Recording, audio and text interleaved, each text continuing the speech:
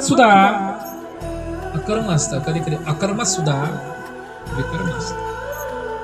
मी हेच सांगतो तुम्हाला, कथेची विक्री करणं, कन्या विक्री करणं, गाई विक्री करणं हे शास्त्राने पहिल्यापासून निषिद्ध मानलेल्या 3 गोष्टी आयुष्यात कधी विकायच्या नाहीत. एक, कन्या कधी विकायची नसते. 2, गाय कधी विकायची नसते, गाय द्यायची असते. महाराज, गाय दान करावी. द्यायची नसेल तर सांभाळा, पण विकू नका कधी.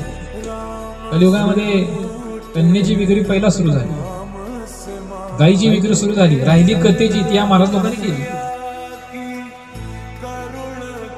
तुकोबराचा अभंग बघा, कन्या कथा गौ विक्री करी. धिक्कार केला महाराजांनी त्या लोकांना. कथेची विक्री करणं सगळ्यात मोठं पाप. एकाहून एक मोठी पाप असतात, तसं कथेची विक्री करणं सगळ्यात मोठं पाप.